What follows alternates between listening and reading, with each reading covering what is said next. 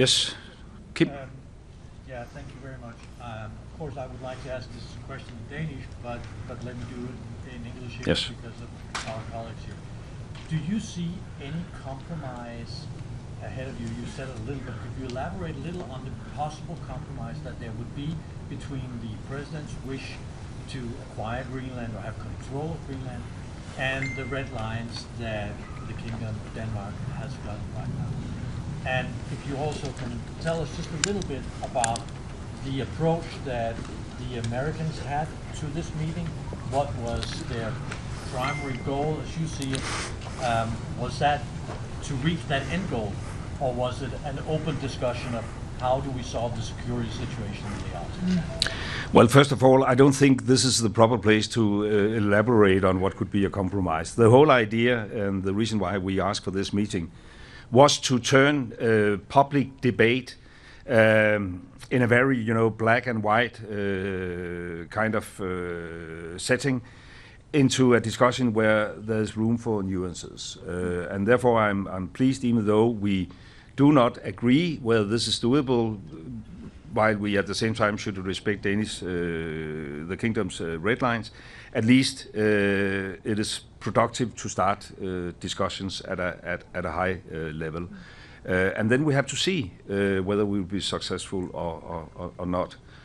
I would say, and that is probably in comparison to some of the public debate, that the meeting took place in a very constructive atmosphere, where we also had, as I said, the opportunity to at least challenge the narrative presented by the American president. And I think that is a necessity if we want to have a proper debate.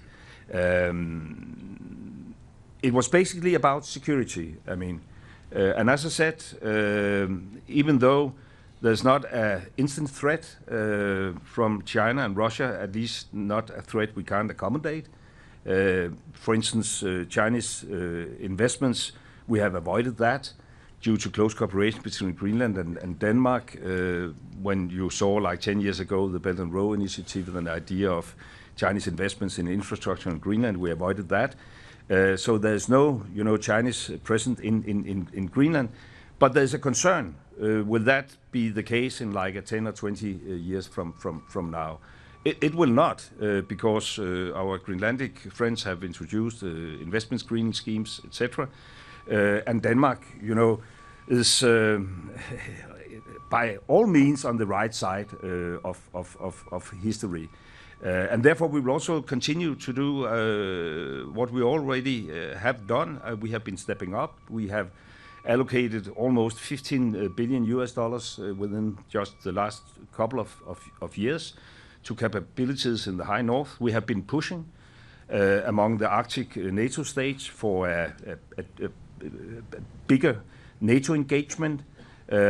Honestly speaking, and now I can only point fingers at the former American administration, US has historically been a bit reluctant. Hopefully that will change now. There's a dialogue within the NATO framework, and we want to step up. And hopefully that could also accommodate some of the president's concern. But it's not that I'm now, saying everything is solved. It's not solved. We didn't manage, but I honestly speaking, I didn't believe that was doable. We didn't manage to change the American position. It's clear that the president has this wish of conquering over Greenland.